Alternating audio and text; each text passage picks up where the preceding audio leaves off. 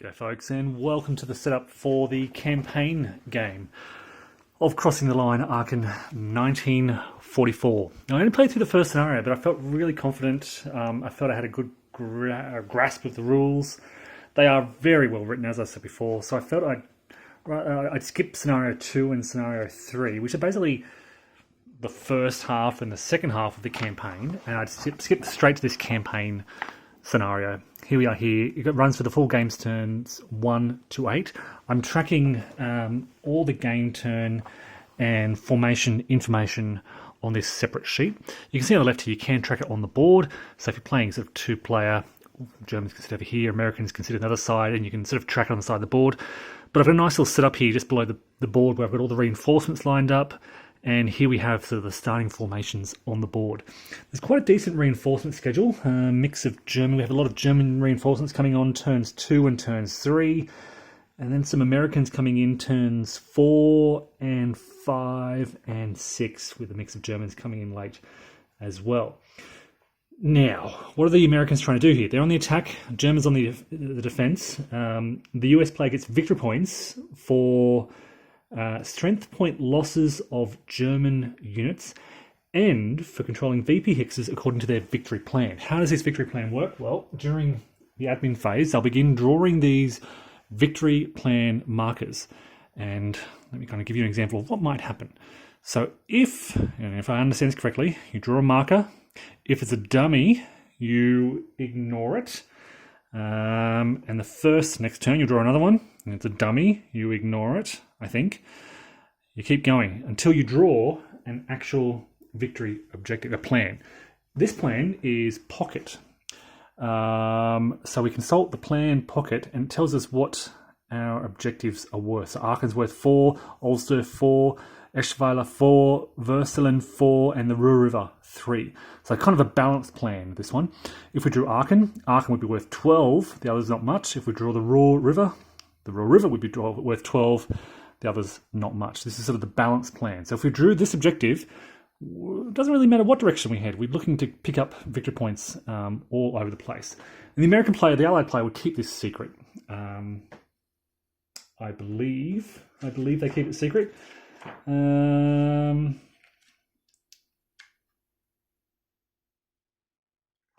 believe they keep it secret. It's part of the admin phase. They draw a victory plan marker. They line them up hidden in the order they were drawn. The first non-dummy chit drawn, this one, constitutes my victory plan. I don't know why they have 4 and 7 and 2 on them. I'm not quite sure what that means exactly. Here are the other ones. 1, 2, they're numbered 1 to 9, probably just to remind you that that's how many. There's 8. 1 to 8, sorry, to remind you perhaps of how many there are. And then the German player rolls a D10, and a roll of 9 or 10, they can inspect any single chip drawn. So they could draw this and go, ach, nein, it's ein dummy. And yeah, or I guess they probably want to inspect them in order, just to make sure that you're getting the right one. So they can figure out the plan. There's a way to sort of try to figure out the Allied plans. Okay, what else is new in this full campaign that I haven't covered? The admin phase is pretty important. There's a recovery segment. So we saw in this first scenario how formations spend their formation points. In the recovery segment, the HQs will recover formation points according to the headquarter recovery chart. So the US efficiency rating 7 headquarters recover 5, 4 efficiency rating recover 2. The Germans, their recovery varies depending on the current interdiction level.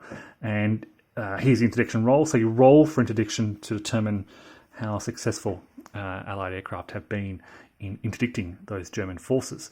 So the interdiction roll, the shapes then the level of German recovery. Quite an interesting little system there where air coverage, air control interdiction shapes how much a German HQ can recover. So they'll get some of those points back. Some of the HQs you can see here, the Germans in particular early in the game, are limited.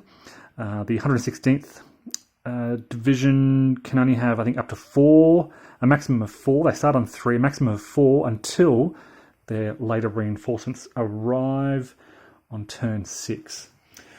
What else is new in the admin phase? Independent units can be assigned and reassigned. I mentioned the victory plan segment. There are also, as I said, these various replacements. Here's the first. There are 2 of these charts. I mentioned the first lot of reinforcements coming in, a lot of Germans coming in early. So, sorry, they're replacements. Reinforcements come in step 5. The US receives replacements, and here's their replacement points. They get 2 infantry, 2 armoured infantry, and 3 tank replacement points per turn. Units in zones of control can receive replacements. They must be spent immediately, and each RP spent recovers 1 strength point. And you may have seen from that first scenario how quickly, even in the attack, you are likely, well, do I say likely? Let me check the CRT. Oh, no, that's not the CRT. Where's the CRT? The CRT is here. You are quite likely to lose strength losses, even at decent odds. So even on 14 to 1, you've got about a 50% chance for the attacker to lose at least 1 strength point. These aren't steps, they're strength points. You lose those from the strength of your units. So what's going to be the American plan of attack here? Smash through that west wall. I might follow the sort of model I established in scenario 1 and break through the centre there on the road to Aachen. If I can smash through here. The key difference is going to be, in this scenario, in the campaign, the Germans will be responding and they will be blocking and they will be active. I'm playing this two-handed solitaire, but both sides will be driving pretty hard. Down in the south, we've got the 9th, I think this is the 9th Infantry Division down here. We've got the 3rd Armoured in the centre. I don't know where they want to go. Smash through the west wall in the north there towards Aachen. Try and get in there if I can. But this whole area of the wall is unoccupied. Yeah. Intriguing. But, again, I think this is sort of between 4308. A lot of these reinforcements are placed in certain positions. They just jump onto the map. So I'll need to study this a bit more carefully and figure out in any pillbox between the west wall between 4303 and 3806. Any pillbox, west wall, 4303. 4303, that's all. Oh, okay, along the northern edge here. Okay, that's where they're kind of being placed. So I may need to study that a bit more closely.